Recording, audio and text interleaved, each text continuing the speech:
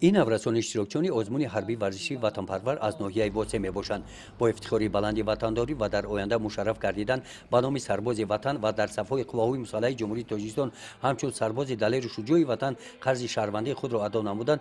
در این روز لباسهای نظامی را به بر نموده در یک قطار صف آراستند.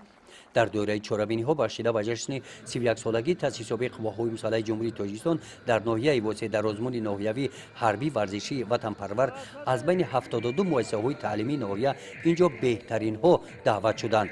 چهاربینی مذکور تحت رهبری بخش کار با جوانان و ورزش راه اندازی کرده شده. رهبریت شعبه معارف، کمیسریت حربی و مکتب اتومبیلی تشکیلات جمعیتی مددگار مدافع رفت آزمون را بها می‌گذارند.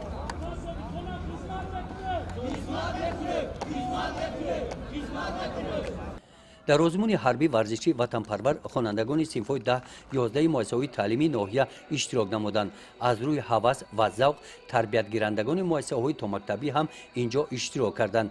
در قسمت رسمی چهاربینی سرداری ریاست کار با جوانان و ورزش در ولایت ختان رمضان نصرالدین زاده اشتراکچیان چهاربینی را بخشیده به 31 سالگی تأسیس یابی قواهای مسلح جمهوری تاجیکستان تبریک نمودند.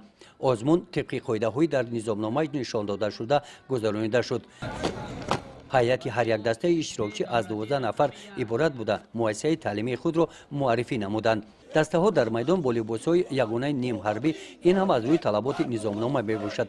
هر یک دسته از روی شرط‌های زیرین مشق‌های سفارایی اجرا نمودن آماده باش، صفکش، سفارا به طور نظامی قدم زنان از نزد منبر به سرود و با سرود گذشتند. در جنبست چهاربینی از نام بخش کار با جوانان و ورزش ناحیه واسه به غالبان سپاسنامه ها و تحفه ها سپاریده شدند. غالب دور ناحیوی آزمون مؤسسه تحصیلات میانه عمومی رقم 11 به دور ولایتی راه خط گرفت.